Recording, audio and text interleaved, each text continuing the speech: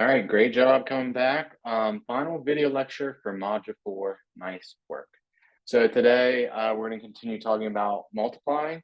We're going to specifically think about multiplying a binomial times another binomial. So you're going to be looking for things like multiplying binomials or squaring a binomial. Okay.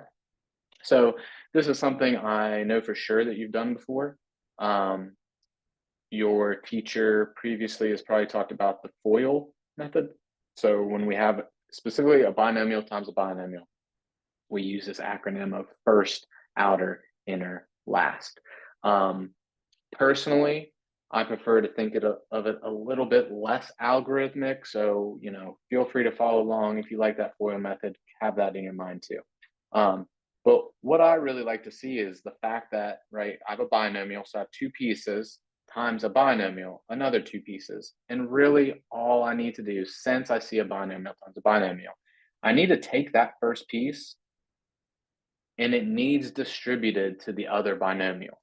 And once I've done that, I'm going to grab this other piece, the -2, and I'm going to distribute that to the other binomial. Okay.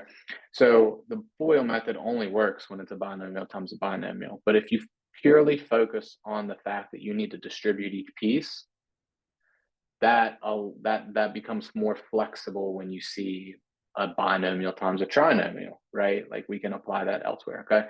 So just when I see something that's multiplied together, I take the term that needs distributed and I distribute it.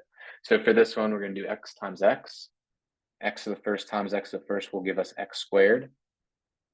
Then we distribute this to the second term of the second binomial, x times 3, 3x. I've distributed the x, that first term, to the other binomial. So now I'm going to begin taking the second term and distributing it to the second binomial. So I got -2 times x, -2x, and -2 times a +3, so -6.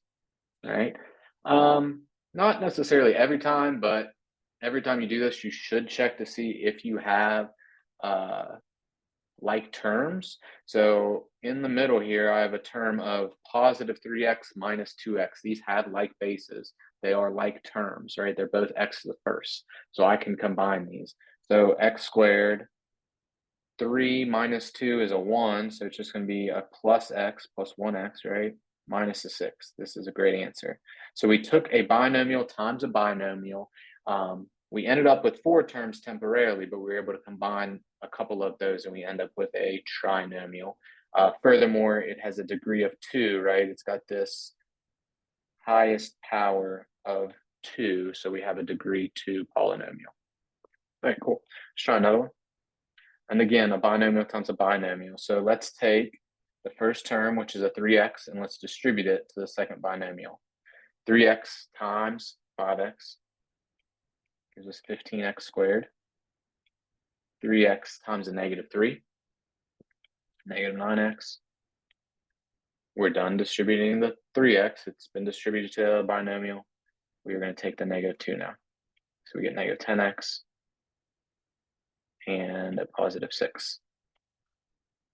Similarly, we have a couple of like terms in the middle. -9 minus 10 is -19. So we've got that. Once again, we did a binomial times a binomial. We end up with a trinomial of degree 2. All right, let's try a couple more.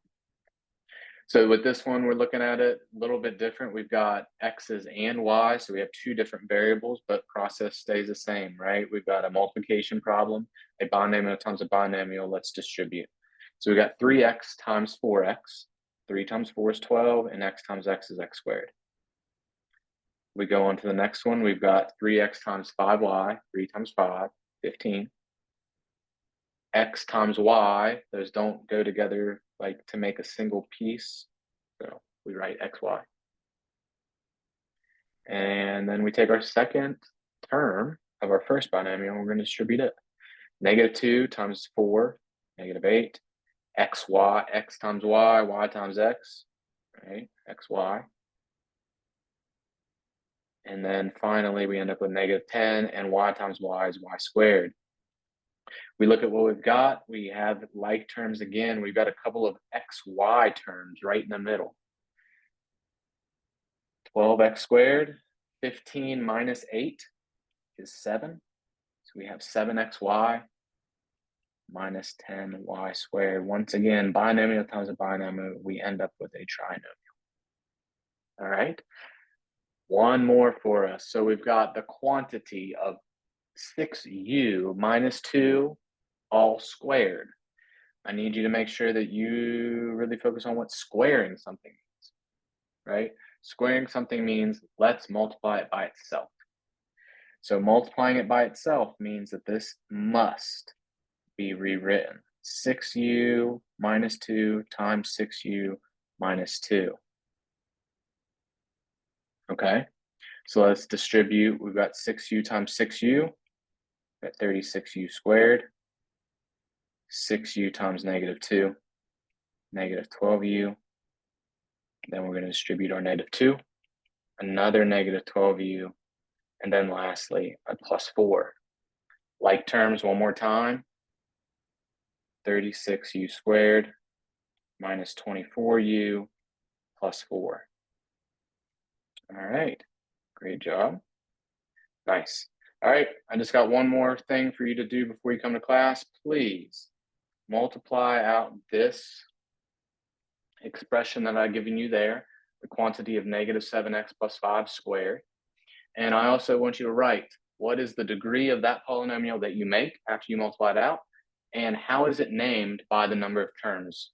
Okay, great job once again. Congratulations, we finished the video lectures for module 4. Just a few more to go. Great job. I'll see you next time.